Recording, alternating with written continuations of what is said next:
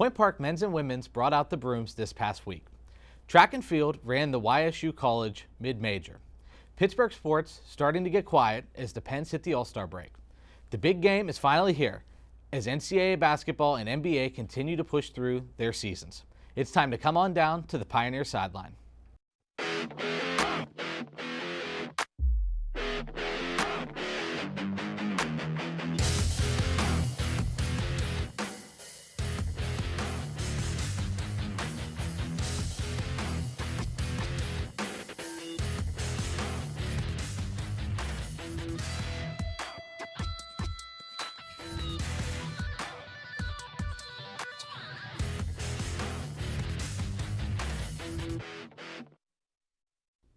Hello, and welcome back to Pioneer Sideline.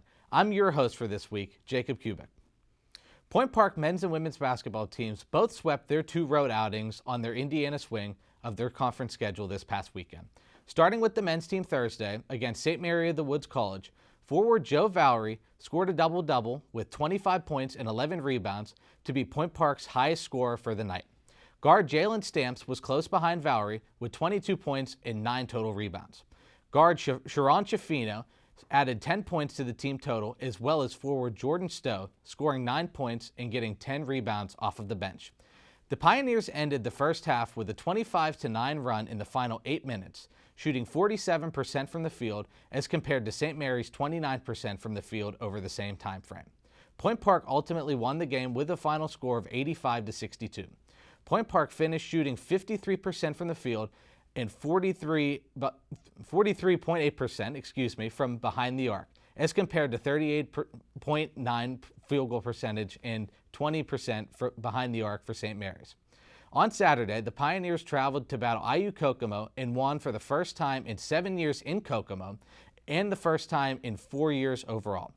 Point Park led by 4 going into the half thanks to a strong half by guard Kyrie Coates and forward Jordan Stowe. Coates scored 14 of his 18 points in the first half. In the second half, the Indiana native Jalen Stamps took over for Point Park, putting up 26 of his 30 points. Stamps was 9 of 14 from the floor, 6 for 6 from the charity stripe, and 2 for 3 from downtown. As a team, Point Park was shooting 64%, 19 of 30 from the field, and 4 of 6 from downtown. Joe Valerie was 1 rebound shy of a double-double once again, with 21 points and 9 rebounds. The Pioneers improved to 9-3 in conference following the 2 wins over the weekend to sit in third in the River States Conference. Jalen Stamps has been named RSC's Men's Basketball Player of the Week due to his performance. The Pioneers welcomed WVU Tech and Alice Lloyd to CCAC Allegheny on Thursday and Saturday, respectively. The women's basketball team also had a successful weekend in Indiana, taking both of their games by comfortable margins. Thursday night, the ladies took on St. Mary of the Woods. The Pioneers jumped out to a 13-point lead at the half by a score of 39-26, and they never looked back from that point on. Forward Taylor Wrinn and guard Ari Blada nearly combined to match the total of St. Mary's final score of 55, combining for 50.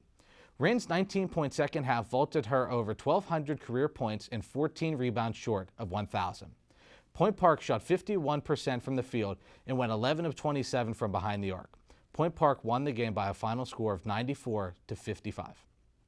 Saturday afternoon, the Pioneers competed at IU Kokomo. Both teams exchanged shots to keep the game tied at 18. By the end of the half, the Pioneers managed to salvage a 4-point lead by a score of 33-29. The Pioneers went on a 20-11 run in the third to pad the 13-point lead going into the fourth quarter. Kokomo made a run to bring the score within 2 possessions, but Point Park ended the game on a 16-6 run to seal the game by a final score of 72-57. Ari Blada had 13 points, Sierra Sinetta had 5 points and 4 assists in a season-high 37 minutes. Jordan O'Malley also had 6 points and 5 rebounds. It was a perfect 4 for 4 from the charity stripe. The women's team has must-win games for their positioning in the standings against WVU Tech and Alice Lloyd on Thursday and Saturday at home at CCAC Allegheny. Go out and show the support for your Pioneers. After the break, we hear how the competitive dance team did and some insight on how the track and field team did at the YSU this weekend. Don't go anywhere.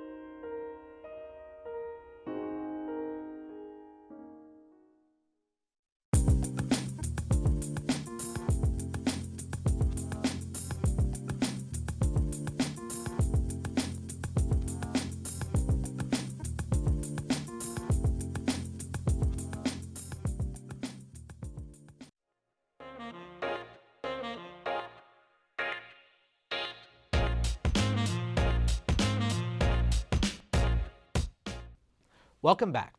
Point Park University's competitive dance team traveled to Indiana and Michigan this past weekend to compete in a pair of NAIA invitationals. The Pioneers had a high team finish in each event. Point Park started out placing third of 6 teams at the Marian University Knights Invitational on Saturday in Indiana. The Pioneers had a team score of 72.8 to register as one of the 3 teams above 70. The Pioneers were only 10 points off of the team champion Aquinas from Michigan, the only school above 80 with an 82.8 team score. The Pioneers then went to the Siena Heights University Halo Classic in Michigan on Sunday. They placed second of 5 teams. Point Park improved its score from the day before with a team total of 75.75.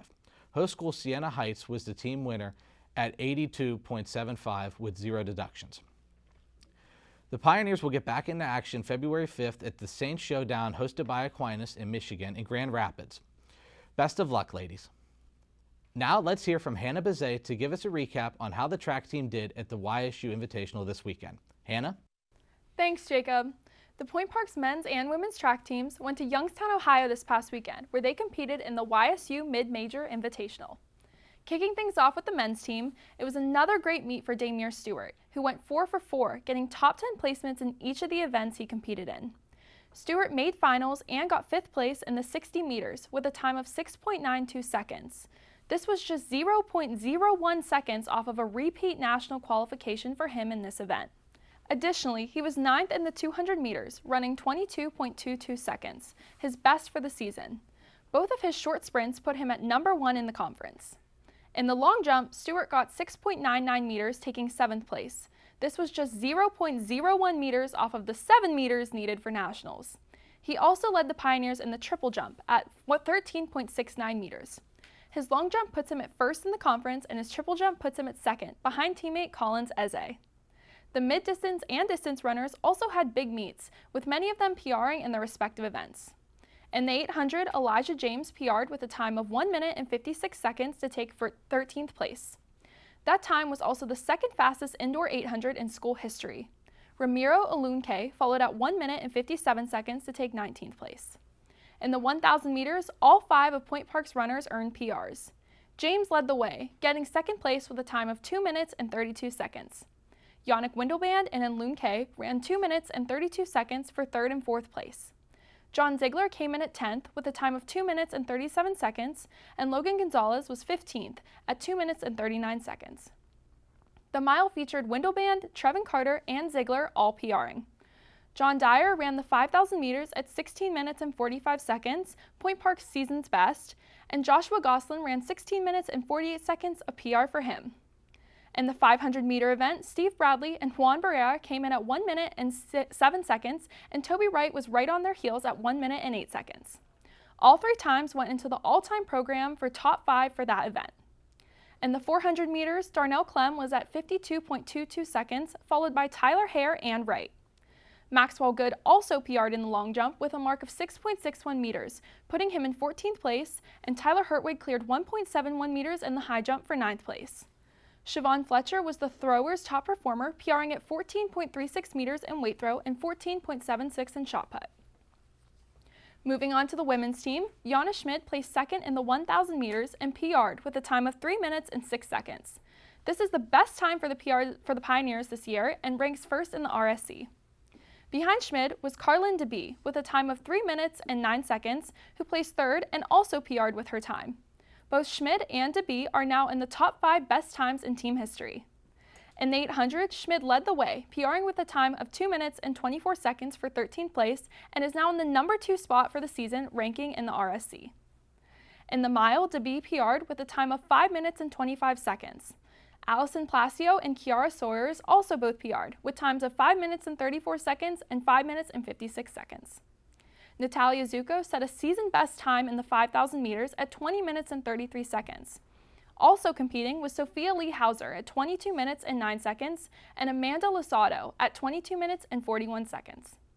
In the high jump, triple jump, and long jump, Point Park had its best marks all year. Carson Hetzler got 2 of those in both high jump and long jump. In high jump, Hetzler cleared 1.51 meters, taking 6th, and in long jump cleared 5.08 meters, taking 11th. Also competing in the long jump, Michaela Rice PR'd with a distance of 4.84 meters. Sophie Jabozzi got 7th in the triple jump with a leap of 10.82 meters, which is a season best for the Pioneers.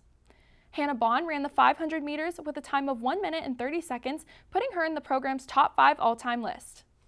In the 400 meters, Michaela Rice PR'd at 1 minute and 4 seconds, and Luchama Lubin also PR'd at 1 minute and 9 seconds. In the 60-meter hurdles, Ashanti Farron's time of 9.89 seconds puts her at the 2nd on the team and 6th in the RSC. The Pioneers compete again on February 3rd and 4th, with members who qualified competing at Rutgers and the rest going to Mount Union. We're wishing our Pioneers the best of luck at their respective meets. Thanks, Hannah. After the break, we'll get some insight on how the rest of the sports world is doing. Stay tuned.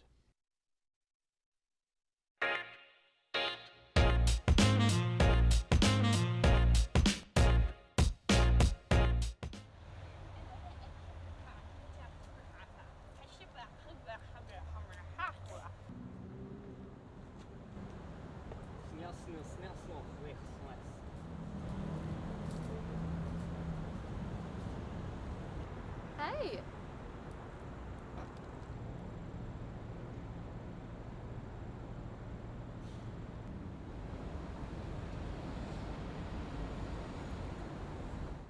Good evening and welcome to Newsnight. My name is Craig Frykowski. Tonight, we'll cover all your international, national, and local news.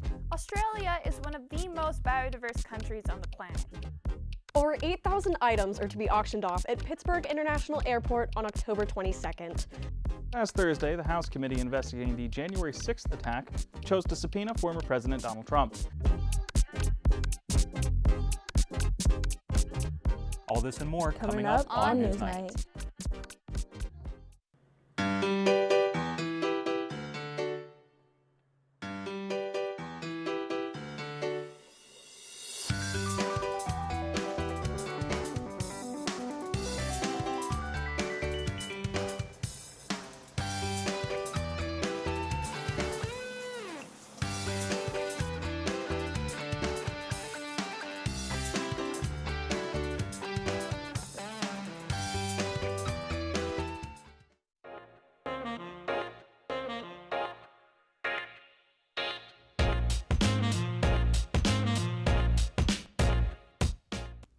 Welcome back.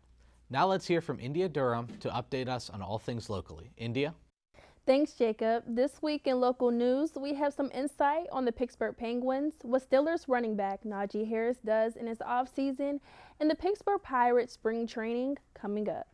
With the next upcoming game on February 7th against the Colorado Avalanche, let's recap some past games where other teams have taken the lead. Starting at the beginning of the year, the Boston Bruins take the win with a 2-1 final score. Moving towards the middle of January, the Ottawa Senators take a win against the Penguins with a final score of 5-1. Ending this month, the San Jose Sharks take a win against the Penguins with a 6-4 final score. Since the beginning of their season, the Penguins have won over 20 games. They also have over 20 games left before their season ends and their off-season begins. Steeler running back Najee Harris takes his fans into his offseason, starting with a visit to Yosemite National Park, where he shows us his day enjoying nature. He encourages his fans to stay up to date with him throughout his offseason, quote, showing y'all everything from workouts, vacations, events, my foundation, my merch, and a lot more. So for all the Steeler fans and all the Najee Harris fans, don't forget to check that out. Also, in Steeler news, defense tackle Cam Hayward has not only been chosen as the nominee for the Walter Payton NFL Man of the Year award, but as of today, he has also been named to the Pro Bowl game in the AFC roster, where he will replace defensive tackle Chris Jones from the Kansas City Chiefs. Pirates baseball soon begins, and the Bucks will start their first game of the spring training season against the Toronto Blue Jays this March. Pirate fans continue to show their joy to see a familiar face out on the field this 2023 season as McCutchen plays in his 15th season since his MLB debut back in 2009 that started right here in the Black and Gold City. Former catcher Roberto Perez signed a contract with the San Francisco Giants. In his season with the Pirates, Perez ruptured his right hamstring that ended his 2022 season, where he played 21 games with the Pirates. This will be Perez's 10th season since his MLB debut in 2014. Now, even with spring training arriving, anticipation incurs for Bucs fans on which players will be on the opening day roster. Opening day for the Pittsburgh Pirates will be on Friday, April 7th at 4:12 p.m. and what a day it will be for the city of Pittsburgh. That's all for local news. Back to you, Jacob. Thanks, India. Now let's send things to Matt Palangi to update us on how the rest of the sports world is doing. Matt? Thanks, Jacob. With the NFL postseason coming to an end, it is a great time to spotlight the last remaining teams. The Kansas City Chiefs, who won the AFC, beating the Cincinnati Bengals. It is the first time Mahomes has beat Burrow, and he did it at a very important time. This seems like it could be a Manning versus Brady type of rivalry for years to come. The Eagles won the NFC after beating the San Fran 49ers in what seemed like an unfair game, with the 49ers undefeated quarterback Brock Purdy tearing his UCL early in the game. The worst has yet to come. The Niners getting multiple penalties and being completely unable to pass, the Eagles won this game with little stress. The Chiefs and Eagles will face off in this year's big game. I'm rooting for an exciting one this year. Now let's skate on over to the hockey side of things and look over the NHL and how it is as of recently. It seems as if we keep talking about them, but the Boston Bruins are playing unreal, with 38 wins and only 7 losses. They remain at the top of the East and the NHL. The Hurricanes in the Metro also have under 10 losses, and must be noted as a real contender. In the Western Conference, there is not a true clear number one, but the Dallas Stars have the most points and the least amount of losses. The Vegas Golden Knights started out as arguably the best team in the NHL, but seem to have slowed down. They still are managing a good overall record and remain relatively high in the standings, but aren't looking like the best anymore. That is it for the NHL. Now let's shoot over to basketball. NCAA and NBA are currently active. The best teams in the NCAA currently based on rankings are Purdue with only 1 loss, Houston with only 2 losses, and the Tennessee Volunteers with a strong 18-3 record. Still around a month left until what many may say is the best sports tournament known as March Madness. The NBA standings are interesting. In the Eastern Conference, the Celtics and Bucks sit at the top while the 76ers trail just behind. In the Western Conference, the Denver Nuggets lead with back-to-back MVP center Nikola Jokic. The Nuggets are the 1 seed with the Memphis Grizzlies barely trailing behind. All-Star Weekend is about to start in a couple of weeks, with the always exciting events such as the 3-point contest and dunk contest. Even though the dunk contest has been a little bit disappointing the last couple of years, it is still always fun to sit down and enjoy watching. That is all for this week's National Sports Report. I'm Matt Palangi. Back to you, Jacob. Thanks, Matt. After the break, we come back with Case of the Week. Stay tuned.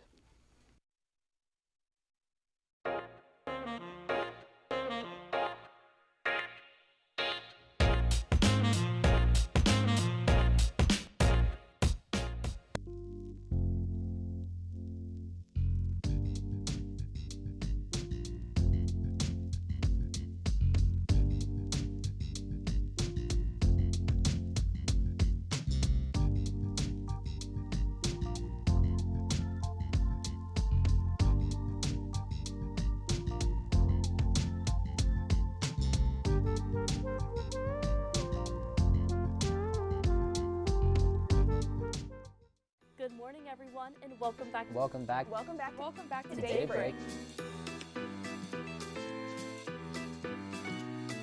Chicken Guy opened in PPG Place on Monday. The bridge would open before the 1-year marks to check out the 20th annual gingerbread display. Share with you this week's Ray of Sunshine. We are still somehow hanging around in the playoff. It gives Georgia Democrats some hold onto the governing body. Are 200,000 people still in harm's way? This weather is perfect for those cozy nights indoors.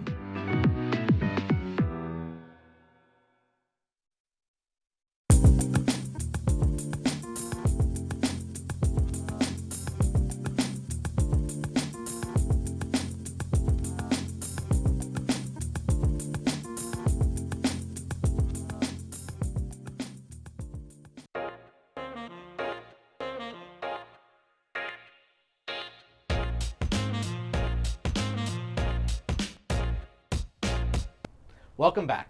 The Pittsburgh Penguins have begun their bye week and All-Star break and currently sit on the edge of the final postseason spots in the Eastern Conference. With defense and goaltending struggling, what can the Penguins do to keep their postseason hopes alive entering crunch time of the season? Today I am joined by Hannah, Ryan, and Isaac to discuss the Penguins' hopes going into the second half of the season. So currently in the bye week and the All-Star break, the Penguins have 24 wins, 16 losses, and 9 losses past regulation and overtime in the shootout. They're 4-3-3 in their last 10, and they lost their last 2 going into the break. So Hannah, what do you think, if you could really pick something, what do you think needs improved on the Penguins? I think that the third line has been a big issue as of recently. They haven't been scoring.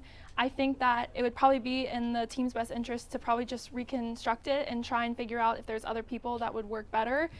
But there is a trade deadline coming up, so there is hope. Maybe they're working on something to reconfigure that, but I think that the third line has been a big problem recently. Okay. Ryan, what would you say? So what I've been noticing by watching the season so far is that their neutral zone play has been sloppy. They have tons of turnovers in the neutral zone, which causes them to go down very early. And then, like I mentioned, they go down very early. So first period is the worst period for the Penguins this season. They have not started off hot. They have not played good in the first period. It's always the second period.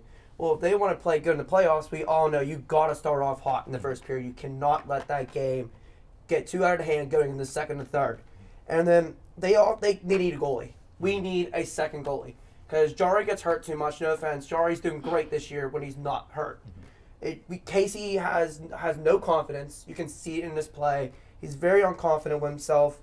And then it's just the defense. We need either change up the schemes on the defense, change up the pairings. It's nice to have a Tanger back 'cause he's scoring for the defense, but we just need more coming out of them. Well, like Ryan mentioned, the defense really has been sloppy, a lot of turnovers. And I would almost argue that they're not finishing quite as well. It feels like they play a good 40 minutes, but then they kind of just die or they just fall asleep. It's really not good, and they need to think a lot about the trade deadline. They need to think about maybe bringing in another bottom six forward. Like they typically with trade deadline, they think a lot about upcoming unrestricted free agents or just pending free agents in general, and they need to acquire someone first. They don't have a ton of cap space. I think they only have a few $1,000s in cap space, so they need to acquire someone that will. One, they need to trade away someone that can free up that cap space, and then they need to bring in someone that has a low enough cap hit. Yeah, so one thing that happened recently in the last game was Sidney Crosby. He entered solely 15th place all-time points in NHL history. So I'm going to ask you guys, who do you think has been a standout really so far this season? And for me, it's been Sid. So far, he's 35 years old, and he has 60 points already this season. He has 24 goals and 36 assists. As a 35-year-old, that's insane stats. So what do you think has been? I think Rickard Rakell has been great this season. The addition of him on the second line in the power play, him playing with Gino, him playing with Sid has been great. It's been that extra support that's not Rust or Gensel. It's nice to have a fourth or fifth guy who can actually score, unlike what we had in the past. So I think Rakell has been very great for us this season. I would argue Jason Zucker has been one of the biggest surprises. He's been hurt a lot over the past few seasons. I think last season he only played 40-something games, I think like 44, 45. And this year I believe he has 14 or 15 goals, and he's played, I think he missed maybe 2 games this season. So to get back up on a pace that you were at a long time ago, especially at his age, being 31 years old, is pretty impressive. Yeah, so one of the last questions that I'm going to ask you guys is, do you think the Penguins are going to make the postseason, since they're really kind of teetering on the edge? And if you look at their record, they had a 7-game losing streak at the end of November and into November, and they had a 6-game losing streak at the end of December into January. That's 13 games. If you take those 13 losses away combined in the overtime and in regulation, they're 24-12 on the season. Now, obviously, those could have still been losses. Those could have still been wins, but that really changes a season. Like they could really be higher up in the Metropolitan Division standings. So as long as they can turn that around at the end of the season and like going towards February, March, whenever that counts, that could really, really make a difference for postseason. So do you think that they'll end up really making a change and making the postseason? I sure hope so. Well, the trend seems to be that at the end of the month, they start to kind of go on a losing streak, and it's the end of the month right now, and they have a week off coming up for the All-Star break. So hopefully they take the week off, they heal from the injuries that they have, and then with the trade deadline coming up, hopefully they do what they need to improve their team, and they can start winning and go into the postseason. Okay. So I feel like they can make the playoffs. They have to clean up their play. For them to get into the playoffs, they have to be sound. They can't give up neutral zone plays. They can't get penalized too much. Like the power play and power kill has been amazing this year, but you can't rely on that in the playoffs, or you will get burnt badly. Yeah. Yeah, I think they do have a chance to make the playoffs. The standings don't look great right now, being in the second wild card spot, and they're only 1 point ahead of the Buffalo Sabres, which that doesn't sound like a threat. But the Sabres have been a good team this year, though. Tage Thompson really has come into his own. So, I mean, they're a different Buffalo team than what usually they have been. Yeah. Yeah. So, I mean, I think, I'm not saying that Buffalo's going to cool off, but, I mean, it really kind of seems like Buffalo, maybe they're going to fade. And with the Penguins' experience, maybe they're going to really vault over them or stay over them. It's going to be fun watching it end, but I think the Penguins will stay above the Sabres. You have anything else to mention? No. Okay. You have anything else? Nope. Yeah, Hannah, do you have No. anything? Okay. Well, that's all we have time for this week. We hope you are able to join us next week at the same Pioneer time, the same Pioneer channel, and the same Pioneer Sideline.